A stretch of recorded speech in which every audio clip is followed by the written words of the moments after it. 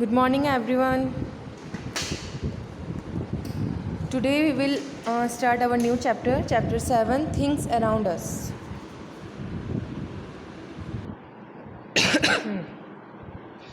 So, we can group things around us into living or non-living things. Plants and animals are living things. Books, tables, water and rocks are some non-living things. अब देखिए हमारे आसपास जितनी भी चीज़ें, जितनी भी थिंग्स प्रेजेंट हैं, हम उन्हें दो कैटेगरीज में डिवाइड कर सकते हैं. The first one is living thing, जो कि ज़िंदा हैं, मूवमेंट शो करती हैं, खाती पीती हैं, ग्रोथ शो करती हैं. और the second one is non living things, ठीक है, जिनमें ऐसे कोई साइंस हमें नहीं दिखते, ठीक है, मूवमेंट नहीं दिखता, ग्रोथ नहीं दिखती. So plants and animals are living things. अब प्लांट्स हैं, एनिमल्स हैं, हम ह्यूमन्स हैं, हम सब क्या हैं, लिविंग थिंग्स हैं. And the books, tables, water and rocks. अब ये कुछ एग्जाम्पल्स हैं नॉन लिविंग थिंग्स के. बाकी आप और अपने हिसाब से भी दे सकते हैं. आपका fan, tubelight, black board, chair, anything, ठीक है, ये सारे क्या हैं, non living things. Living things have certain characteristics that make them different from non-living things. Let us learn about these in details. अब देखिए कुछ certain characteristics हैं जो living things show करती हैं या उनमें होते हैं जो उन्हें non-living things से different बनाते हैं. ठीक है, अब हम उन सारे ही characteristics के बारे में पढ़ेंगे. The first one is living things are made up of cells. ठीक है, ये सेल्स से मिलकर बनती हैं. अब व्हाट आर सेल्स? देखिए सेल्स होते हैं हमारी बॉडी के सबसे छोटे क्या कहें, यूनिट कह सकते हैं या पार्ट कह सकते हैं. हमारी बॉडी का सबसे छोटा पार्ट होता है, सबसे छोटा, सबसे माइन्यूट, इससे छोटा कुछ नहीं होता. सेल्स के अंदर भी बहुत सारी चीज़ें होती हैं, सेल ऑर्गेनल्स, जिन्हें हम सेल ऑर्गेनल्स कहते हैं. जैसे हमारी बॉडी में ऑर्गन्स होते हैं, हार्ट होता है, ब्रेन है, ये सब क्या है, ऑर्गन्स से सारे हमारी बॉडी के अंदर. वैसे ही हमारी जो पूरी बॉडी है, ये जो हमारे ऑर्गन्स हैं, ये सब छोटे छोटे सेल से मिलकर बने होते हैं. हमारा हार्ट है, वो भी एक तरीके के सेल से मिलकर बना होता है. वो सेल्स आपस में जुड़ कर एक पूरा ऑर्गन बनाते हैं. और हार्ट जिस सेल्स का बना होता है उन्हें हम कार्डियक सेल्स कहते हैं. सारे ही सेल्स जो ऑर्गन्स हैं वो अलग अलग टाइप के सेल से बने होते हैं और उनके नाम भी अलग अलग होते हैं.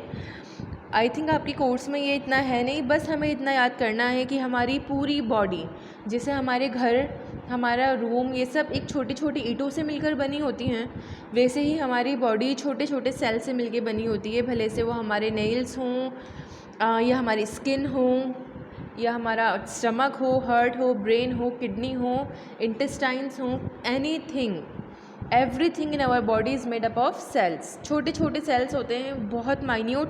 उन्हें माइक्रोस्कोप से देखा जा सकता है. हम उन्हें नेकेड आई से नहीं देख सकते. बिना माइक्रोस्कोप्स के इस्तेमाल किए बिना माइक्रोस्कोप को हम सेल्स को नहीं देख सकते, ये इतने माइन्यूट होते हैं. So living things are made up of cells which are the building blocks of life. ठीक है, बिल्डिंग ब्लॉक्स हैं, जैसे आपकी building blocks of the body. ठीक है, जैसे आपकी building block of your room, of your house क्या है, एक ईंट क्या है, बिल्डिंग ब्लॉक्स हैं. ठीक है, बिल्डअप कर रही है, ईंट से ईंट बना के पूरा एक घर बिल्डअप होता है. वैसे ही सेल्स से मिलकर टिश्यूज़ बनते हैं. अभी अपन नीचे पढ़ेंगे, जैसे दीवारें बनती हैं ईंट से मिलकर, वैसे ही हमारी बॉडी में सेल से मिलकर टिश्यू बनते हैं. फिर टिश्यूज़ आपस में जुड़ कर ऑर्गन बनाते हैं. जैसे आपका स्टमक दे रखा है यहाँ पर, तो ये स्टमक है हमारा. ये आंतें दे रखी हैं, छोटी आंत, बड़ी आंत. ये आपकी ईसोफेगस है जिससे आप खाना खाते हैं. और ये आपका माउथ से कनेक्टेड है, ये वाला पार्ट, ऊपर वाला. सो ऐसे ही क्या है, ईंटों से मिलके हमारा दीवारें बनती हैं. फिर दीवारों से बनके ये कमरा बनता है. कमरों से मिलकर पूरा एक सिस्टम, यानी हमारा घर का पूरा सिस्टम बनता है. Like your organ system is made up of cells and tissue. A cell is the smallest structural and functional unit of the organisms. अब जितने भी organisms की बात आई है यहाँ पे, तो organisms की जब भी बात आए तो plants, animals, humans, सारी ही चीज़ें इनमें आएंगी. ठीक है, प्लांट्स के अंदर आप देखिए फंगस है, एल्गा है, तो ये प्रोटोजोआज हैं, तो ये सब एनिमल्स में और इनमें ही आते हैं. तो ये सारी ही चीज़ें, जितने भी लिविंग थिंग्स आए हैं, वो चाहे से वो एक सेल का हो, अमीबा सिर्फ एक सेल का है, या मल्टी सेलुलर हो, हमारी तरह बहुत सारे सेल से मिलकर बना हो, तो वो सब आएंगे ऑर्गेनिज़म्स में. ठीक है, तो जितने भी ऑर्गेनिज़म्स हैं वो सब सेल से मिलकर बनते हैं। और सेल क्या है? Structural and functional unit of the organism. Structural यानी एक ढांचा दे रही है, स्ट्रक्चर दे रही है हमारी बॉडी को, जुड़ जुड़ के हमारी बॉडी बनी है। फंक्शनल मीन्स सेल के अंदर भी बहुत कुछ होता है, बहुत सारे वर्क्स होते हैं, बहुत सारी एक्टिविटीज़, रिएक्शंस होती हैं, वो हम आगे डिटेल में पढ़ेंगे, ठीक है। और सेल्स से ही हमें ताकत मिलती है, ग्लूकोज वगैरह है वो हमारे सेल्स में ही डिपॉजिट होता है। तो बहुत सी चीज़ें होती हैं सेल्स में, बल्कि सब कुछ ही क्या होता है सेल्स के अंदर ही होता है। ये हमारे फंक्शनल यूनिट हैं। A group of similar cells performing a particular function form a tissue. अब देखिए यहाँ एक लाइन, ये लाइन हमें बहुत ध्यान से पढ़नी है। A group of similar sales, एक जैसे सेल्स का group, performing a particular function, एक पर्टिकुलर फंक्शन जो करता है एक ग्रुप ऑफ सेल्स। जैसे कि हमारा स्टमक है, स्टमक के जो सेल्स हैं वो सब क्या करते हैं? म्यूकस का सिक्रिएशन करते हैं। हम हमारी प्रीवियस क्लासेस में ये पढ़ चुके हैं, ठीक है, म्यूकस का सिक्रिएशन पढ़ चुके हैं। और हमारे स्टमक में एसिड सिक्रिएट होता है, ठीक है, तेज़ाब आपने सुना होगा ना, एसिडिटी हो गई, एसिडिटी हो गई, तो वो एसिडिटी वर्ड एसिड से बना है। एसिड मीन्स तेज़ाब। हमारे पेट में एसिड सिक्रिएट होता है, सेल्स बनाते हैं वो एसिड अपने अंदर, और फिर उसको पेट स्टमक के अंदर ऊपर उठा देते हैं। तो वो एसिड क्यों सिक्रिएट होता है? ताकि जो हम खाना खा रहे हैं वो अच्छे से पच सकें। सो जो स्टमक के जो सेल्स हैं वो एक ही फंक्शन कर रहे हैं, ठीक है, एक ही फंक्शन परफॉर्म कर रहे हैं, सॉरी। और उनका फंक्शन क्या है? स्टमक का सिक्रिएट करना। म्यूकस होता है, ठीक है, जो आपकी नोज़ में प्रेजेंट होता है, उसको भी वो सिक्रिएट करते हैं कुछ सेल्स, ताकि वो जो एसिड हमने सिक्रिएट पेट ने किया है वो पेट की ही सेल्स को ना जला दें। इसलिए क्या सिक्रिएट करते हैं? वो म्यूकस भी सिक्रिएट करते हैं। तो ये क्या है? ग्रुप ऑफ सिमिलर सेल्स हैं सारे स्टमक के, और इन्होंने एक पर्टिकुलर फंक्शन परफॉर्म किया, और वो पर्टिकुलर फंक्शन क्या था? Secretion of acid and mucus. वैसे ही आपका ब्रेन है, ब्रेन के सारे सेल्स एक जैसे होते हैं, ठीक है, बिल्कुल सेम, और वो भी एक अपना पर्टिकुलर अपना खुद का एक फंक्शन परफॉर्म करते हैं। हमारी मेमोरी बढ़ाना, याद रखना, पूरे हमारी बॉडी जो हम हाथ पांव हिलाते हैं, एक्सप्रेशंस देते हैं, सोते हैं, उठते हैं, बैठते हैं, हमें भूख लगती है, दर्द होता है, तो वो ये सारे ही फंक्शन सेंसेस हैं, इन्हें हम सेंसेस बोलते हैं। तो ये ब्रेन सेल्स परफॉर्म करते हैं। किडनी है हमारी, पानी को फ़िल्टर करती है, जो हम पानी हम पीते हैं, यूरिन बनाती है। तो वो जो किडनी है वो भी नेफ्रॉन से मिलके बनी होती है, स्टेम सेल से मिलके बनी होती है, और वो जो सारे ही सेल्स हैं एक ही फंक्शन परफॉर्म करते हैं, पर्टिकुलर फंक्शन। तो ग्रुप ऑफ सेल्स क्या है? टिश्यू है। अब a group of tissues performing a particular function in the body form an organ. देखिए, here is the organ and that is the organ. Diagram हमारा stomach का diagram है। Stomach एक organ है, हमारी स्किन एक ऑर्गन है, हमारा ब्रेन एक ऑर्गन है, ठीक है, किडनी ऑर्गन है, इंटेस्टाइन्स वगैरह ये सब एक ऑर्गन्स हैं। सो टिश्यू सेल्स जुड़ जुड़ के टिश्यूज़ बनाते हैं, और हमेशा एक टिश्यू के अंदर सिमिलर सेल्स प्रेजेंट होंगे। ऐसा नहीं होगा कि आप टिश्यू के अंदर आपको ब्रेन सेल्स भी मिल जाएं, और वो भी नहीं। जब भी टिश्यू की बात आएगी तो हमेशा ग्रुप ऑफ सिमिलर सेल्स, ठीक है, सिमिलर सेल्स होंगे टिश्यू के अंदर, और वो सारे ही सेल्स एक ही फंक्शन परफॉर्म करते हैं, और उन्हीं सिमिलर सेल्स से मिलकर बनने वाला टिश्यू, बहुत सारे टिश्यूज़ आपस में मिलेंगे और एक पूरा ऑर्गन बन जाएगा। ये देखिए, ये है ऑर्गन, ठीक है, दैट इज़ द ऑर्गन। अब ये किससे बनता है? बहुत सारे टिश्यूज़ से, यानी टिश्यूज़ क्या हैं? बहुत सारे सेल्स से मिलके बनने वाला एक, जिसे आप समझ लीजिए कि दीवार, जैसे एक दीवार बनती है ना, ईंटों से जुड़ जुड़ के एक दीवार, अपन साइड्स में दीवार बनाते हैं, आगे पीछे दीवार, ऊपर भी दीवार उठाते हैं, तो वो फिर एक पूरा कमरा बन जाता है। वैसे ही ऑर्गन कैसे बनता है? आगे पीछे सब तरफ सेल से मिलकर टिश्यूज़ बनते हैं, वो टिश्यूज़ आपस में जुड़कर एक पूरा ऑर्गन बना लेते हैं, ये ऑर्गन, ठीक है। A group of organs working together to perform a particular life processes such as digestion और respiration form an organ system, ठीक है। अब group of organ working together, बहुत सारे ऑर्गन्स का ग्रुप क्या है? एक साथ काम करता है। एज़ यूजुअल हमारा दिमाग, हम पढ़ाई करते हैं तो पढ़ाई करते वक्त हमारा माइंड चल रहा होता है, हमारे हाथ पाँव भी हिल रहे होते हैं, कई बार हम लोग सवाल भी पूछते हैं तो हमारी टंग भी हिलती है, ठीक है। और ये पूरी ही एक्टिविटी परफॉर्म करते वक्त, पढ़ते वक्त, याद करते वक्त हमारा दिल भी धड़कता है। कुछ देर बाद हमें भूख भी लगने लगती है, तो हम कुछ खाकर आ जाते हैं, तो पेट में डाइजेशन शुरू हो जाता है, स्टमक अपना काम करना स्टार्ट कर देता है। ये सारे ही प्रोसेस चलते चलते हम सांस भी लेते हैं। सांस लेने को रेस्पायरेशन कहते हैं। Breathing is a part of respiration, ठीक है। ब्रीथिंग क्या है? सांस लेना एक रेस्पायरेशन का टाइप है। अब रेस्पायरेशन पूरा क्या है ये अपन आगे डिटेल में पढ़ेंगे। बस आप ये समझ लीजिए कि एक ग्रुप ऑफ ऑर्गन्स, ठीक है, ऑर्गन्स का ग्रुप जो हमारी बॉडी के अंदर रखा हुआ है। हमारी बॉडी में ब्रेन भी रखा हुआ है सबसे ऊपर, हार्ट भी है, लंग्स भी हैं। तो ये सारे ही अपने अपने फंक्शंस परफॉर्म करते हैं। आप जानते हैं दिल धड़कता है, पूरे बॉडी के अंदर उसके धड़कने से ब्लड सप्लाई होता है, ठीक है। अब दिल भी धड़क रहा है, साथ के साथ हम सांस भी ले रहे हैं, खाना भी खा रहे हैं, चल भी रहे हैं। सारे ही काम हम लोग एक के बाद एक करते हैं। ऐसा तो नहीं करते ना हम लोग कि हम लोग खाना खा रहे हैं तो थोड़ी देर दिल को बंद करा दें कि भाई तुम आराम कर लो, हम खाना खा रहे हैं। ऐसा नहीं होता। सारे ही हमारे ऑर्गन्स जो भी हमारी बॉडी के अंदर प्रेजेंट है सब एक साथ काम करते हैं और यही सब आपस में मिलकर ऑर्गन सिस्टम बनाते हैं। So figure 7.1 illustrates this organisation in living beings. अब देखिए 7.1 में एक छोटा सा ऑर्गेनाइजेशन बताया गया है। सेल से मिलकर टिश्यू, टिश्यू से मिलकर आपको स्टमक दे दिए। स्टमक की जगह ये कुछ और भी दे सकते थे, पर आपको सिंपली आपको समझ में आ जाए इसलिए आपको ये स्टमक का डायग्राम दिया है। अब स्टमक कनेक्टेड है, ये छोटी आंत बीच में है, ये कनेक्टेड है ये बड़ी आंत से, और ये है आपका रेक्टम जहाँ आपका सारा वेस्ट मटेरियल जब तक हम टॉयलेट नहीं जाते यहाँ पे स्टोर्ड रहता है, ठीक है। और ये है पूरा एक ऑर्गेनिजम्स, यानी हम ऑर्गन से बनने वाला।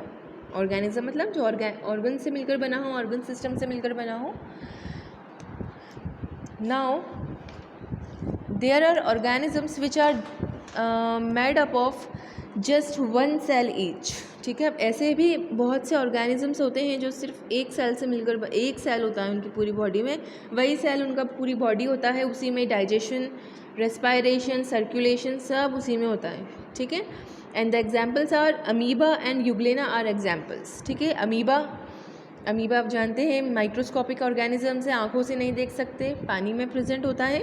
यूग्लेना भी वाटर में प्रेजेंट होता है। तो ये दोनों ही क्या हैं? एक सेल से मिलकर, एक ही सेल से मिलकर क्या, एक ही सेल के बने होते हैं। और इन्हीं की एक सेल की बॉडी में ही डाइजेशन हो रहा है, एब्जॉर्प्शन हो रहा है, रेस्पायरेशन भी इसी सेल में हो रहा है। सब कुछ क्या होता है? एक सेल में होता है। In such organisms all life processes are carried out by the single cell. ये बता दिया मैंने आपको, एक ही सेल में होते हैं सारे life processes. Such organisms are called unicellular. Uni का मतलब होता है वन, सेल, यहाँ सेल्यूलर जो वर्ड है वो सेल से आया है कि सेल से मिलकर, एक सेल से मिलकर बनने वाले को यूनिसेलुलर बोलते हैं।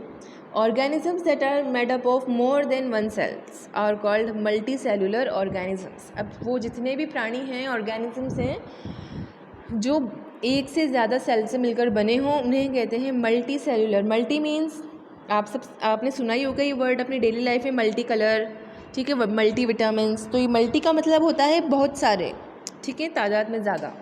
तो सेलुलर मीन्स सेल से मिलकर बनने वाले। तो जो बहुत सारे सेल से मिलकर बनते हैं उन्हें मल्टी सेलुलर ऑर्गेनिजम्स कहते हैं। अब आप आइडिया लगा सकते हैं कि कौन से ऑर्गेनिजम्स मल्टी सेलुलर ऑर्गेनिजम्स हैं, ठीक है। हम लोग जितने भी ह्यूमन्स हैं, चाहे से वो बेबी हो, बड़ा आदमी हो, कोई भी हो, बुज़ुर्ग हो, सब मल्टी सेलुलर हैं। एनिमल सारे, प्लांट्स भी मल्टी सेलुलर होते हैं, ठीक है। तो हम सब क्या हैं? मल्टी सेलुलर ऑर्गेनिजम्स हैं। Living things move and respond to stimuli. अब देखिए हमने पहला पॉइंट पढ़ा था कि हम लोग कैरेक्टरिस्टिक्स पढ़ रहे थे कि लिविंग थिंग्स और नॉन लिविंग थिंग्स में क्या ऐसे कैरेक्टरिस्टिक्स हैं जो एक दूसरे को अलग करते हैं। तो पहला हमने पढ़ा था कि they are made up of cells. कौन? Living things. अब हम पढ़ेंगे कि लिविंग थिंग्स क्या करते हैं जब उन्हें कोई इशारा दें या कोई उत्तेजक कहते हैं बेटा स्टिमुलाई को। अभी मैं और डिटेल में समझाऊंगी कि व्हाट इज़ स्टिमुलाई। तो स्टिमुलाई पे रिस्पॉन्ड करते हैं। अब बेटा यहाँ वर्ड आया है कि स्टिमुलाई क्या है, तो स्टिमुलाई देखिए उत्तेजक को कहते हैं, उत्तेजना।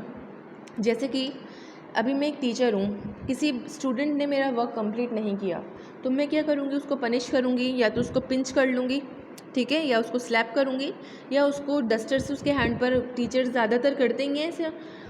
तो उससे क्या होगा? वो बच्चा क्या करेगा? जैसे ही उसके हाथ पर डस्टर पड़ेगा तो वो एकदम अपना हाथ पीछे लेके जाएगा, ठीक है।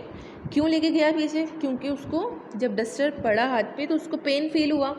या आप लोगों के जब कांटा पैर में चुभ जाता है तो आपको एकदम पेन होता है तो आप फ़ौरन अपना पाँव हटा लेते हैं, ठीक है। तो वो जो कांटे की चुभन थी वो तो हुआ स्टिमुलाई। और रिस्पॉन्ड यहाँ वर्ड आया है तो आपने क्या रिस्पॉन्ड किया? अपने पैर को पीछे ले लिया, ठीक है। तो ये होता है स्टिमुलाई यानी उत्तेजक।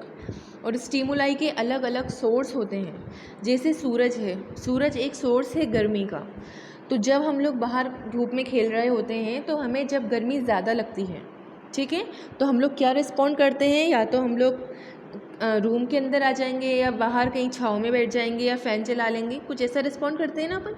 तो स्टिमुलाई तो क्या हुआ, गर्मी हुई। सोर्स क्या हुआ, सन, सन से मिला हमें स्टिमुलाई, स्टिमुलस गर्मी, और हमने क्या रिस्पॉन्ड दिया, हम लोगों ने छाँव में जगह ले ली, ठीक है, किसी पेड़ के नीचे जाके बैठ गए या किसी रूम के अंदर आ गए या फ़ैन चला लिए, ये हमने रिस्पॉन्ड करा। जब सर्दी में आप लोग नहाते हो या पानी, सपोज़ करो रेनी सीजन में पानी ठंडा हो जाता है, तो एकदम आप जल्दी से ठंडा पानी अपनी बॉडी पर डाल लेते हो, तो एकदम आपको कपकपी सी लगती है। तो वो कपकपी क्या है, स्टिमुलाई, रिस्पॉन्ड है।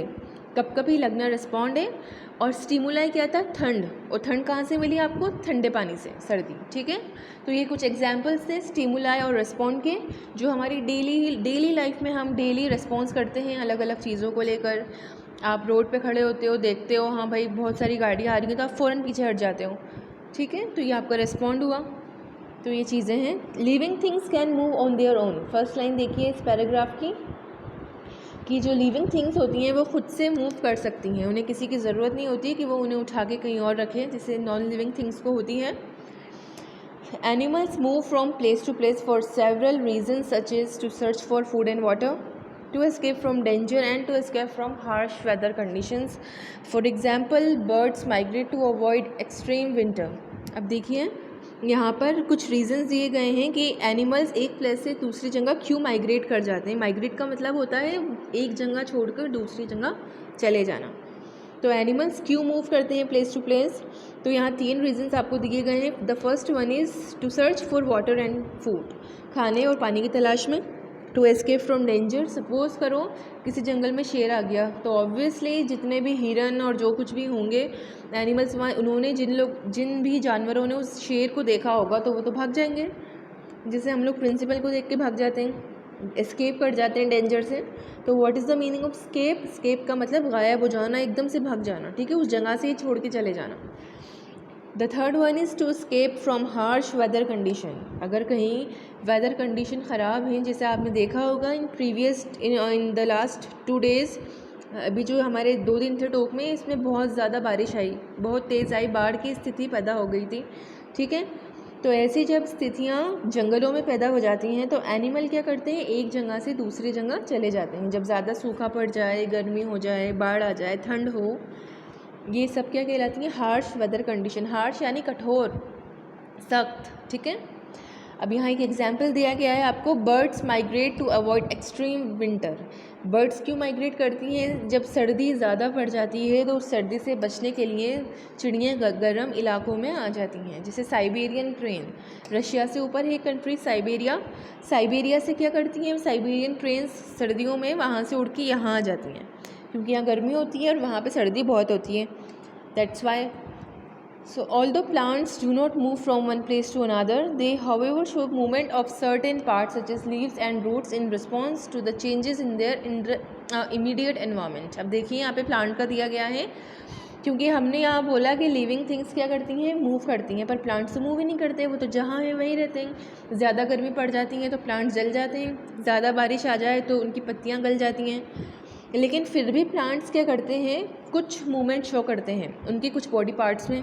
फॉर एग्ज़ाम्पल रूट्स और लीव्स, पत्तियों में भी मूवमेंट शो करते हैं और अपनी जड़ों में भी मूवमेंट शो करते हैं। क्यों करते हैं, in response to the changes in their immediate environment. Immediate यहाँ एक वर्ड आया है, इमीडिएट का मतलब अगर हाल ही में कोई एनवायरनमेंट में बदलाव आया है तो वो लोग उस बदलाव की वजह से कुछ मूवमेंट शो करते हैं, और वो मूवमेंट कहाँ हमें दिखता है, उनके लीव्स में या रूट्स में। अब यहाँ एक एग्जाम्पल आया है, the leaves of the touch me not plant curl up when we touch them. अब छुई मुई का पेड़ आप लोगों ने देखा ही होगा, इसका इंग्लिश में वर्ड है टच मी नॉट प्लांट। जब आप इस प्लांट को अपनी फिंगर से या किसी भी चीज़ से टच करोगे तो जैसे ही उसको सेंसेशन फील होगा कि उसकी लीव्स पर आने की कोई चीज़ टच हुई तो वो अपने आप को कर्ल अप कर लेगी। कर्ल अप का मतलब होता है अंदर की तरफ सिकुड़ जाना, ठीक है, मुड़ जाना। In this case of the touch me not plant, the touch is the stimulus and the curling up of leaves is the response. अब इस प्लांट में जो टच मी नॉट प्लांट है, इसमें स्टिमुलस और रिस्पॉन्स क्या हुआ? स्टिमुलस तो था हमारा टच करना, वो टचिंग सेंसेशन, और रिस्पॉन्स था उसकी लीव्स को कर्ल अप कर लेना, ये था उस प्लांट का रिस्पॉन्स। तो ये आपको एक ऐसा प्लांट का एग्जाम्पल दिया गया है जो with in seconds immediate response देता है, ठीक है। इमीडिएट यानी आप फ़ौरन उसे टच करोगे तो आपको उसकी पत्तियाँ मुड़ती हुई नज़र आ जाएंगी। पर बहुत से ऐसे प्लांट्स होंगे जिसमें रिस्पॉन्स तो होता है पर वो थोड़ा स्लो होता है, इसलिए हमारे नज़र में नहीं आता, हमारी पकड़ में नहीं आता वो रिस्पॉन्स, पर होता है। सारे ही प्लांट्स थोड़ा बहुत मूवमेंट शो करते हैं जब उनकी एनवायरमेंटल कंडीशन बदल जाती हैं, तब अच्छी हों या बुरी हों, दोनों ही चीज़ों में। ए change in the immediate environment of an organism, अब किसी भी ऑर्गेनिजम्स के एनवायरनमेंट में एक इमीडिएट चेंज होना, ठीक है, which produces A change in the activities of the organism, जो क्या करे, वो चेंज उस ऑर्गेनिजम्स की एक्टिविटी को ही बदल दे। उस चेंज की वजह से, जो चेंज एनवायरनमेंट में आया था उसकी वजह से वो ऑर्गेनिजम्स अपनी एक्टिविटीज़ को बदल दे, उसके अनुकूल, उसके हिसाब से एक्टिविटीज़ करना शुरू कर दे। जैसे मैंने आपको गर्मी और सर्दी का एग्जांपल दिया था, हम गर्मियों में क्या करते हैं, फ़ैन ऐसे यूज़ करते हैं, ज़्यादा देर बाहर नहीं खेल पाते। सर्दियों में उसका अपोजिट होता है, ठीक है, हम लोग जितना ज़्यादा हो सके बाहर जाना पसंद करते हैं, धूप में बैठना पसंद करते हैं। तो ये क्या है, सब रिस्पॉन्सेज हैं हमारे। और किन चीज़ों को लेकर रिस्पॉन्सेज हैं, सर्दी और गर्मी।